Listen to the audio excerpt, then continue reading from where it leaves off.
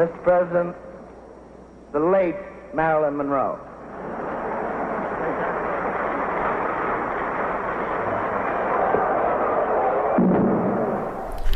Marilyn Monroe was born as Norma Jean Baker on June 1, 1926.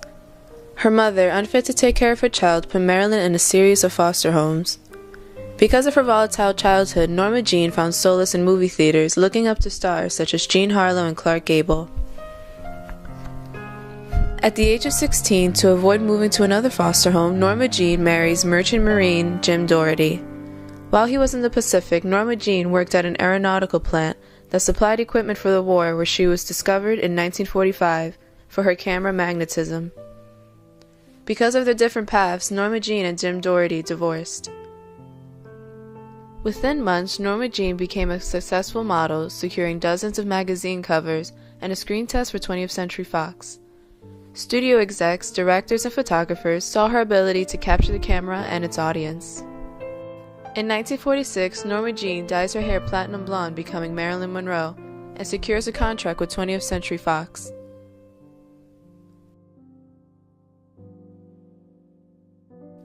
By the early 1950s, Marilyn Monroe found fame through her breakout role in Gentlemen Prefer Blondes, starring alongside Jane Russell. Fabulous gold-digging blonde. I just love finding new places to wear diamonds. This same year, she begins dating Yankee Joe DiMaggio. The release of her new photos in Playboy's debut magazine skyrocketed Marilyn to stardom, establishing her as a sexy blonde bombshell. Her charisma appealed to both men and female alike, with her bombshell zeal and childlike personality. In 1954, Marilyn Monroe marries Joe DiMaggio, during which time she films There's No Business Like Show Business and The 7-Year Itch. The union lasted only 8 months after DiMaggio was outraged of the infamous skirt scene that exposed his wife's undergarments.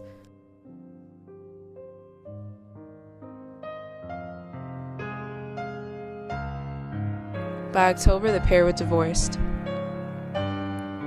In the mid-1950s, on the advice of close friend Milton Green and co-creator of Marilyn Monroe Productions, Marilyn moves to New York City to study at Lee Strasberg's The Actors Studio to perfect her acting skills and shred her typecast image. With his help, Marilyn underwent psychoanalysis to overcome her insecurities.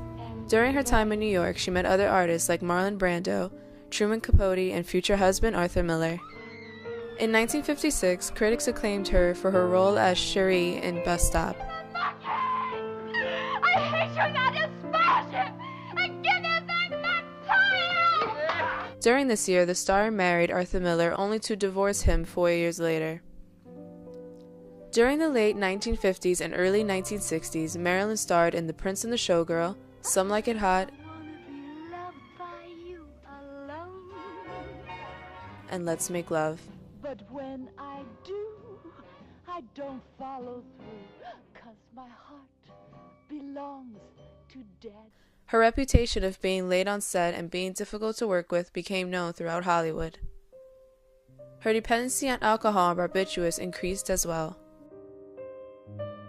Marilyn's personal life began to spiral after 2 miscarriages and a very public affair with co-star Yves Montand. The Misfits, starring Clark Gable, was to be her last film. The film was constantly interrupted because of her exhaustion. In 1962, Marilyn Monroe was fired from Something's Got to Give for excessive absences and displaying erratic, mentally unstable behavior. Her infamous performance, Happy Birthday, Mr. President, in May 1962, helped make the final decision to fire her from the movie. By August 1962, she secluded herself from the outside world and suffered an accidental overdose.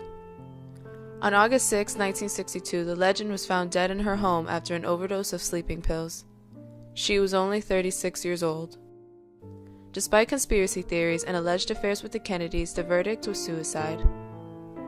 Marilyn Monroe has been portrayed by countless actresses over the years, but none have captured the childlike quality and appeal that Marilyn Monroe possessed.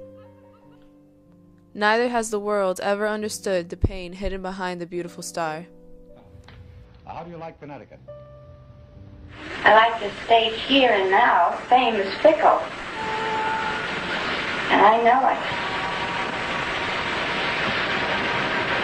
it has its compensations. It does. But it also has its drawbacks. And I've experienced both.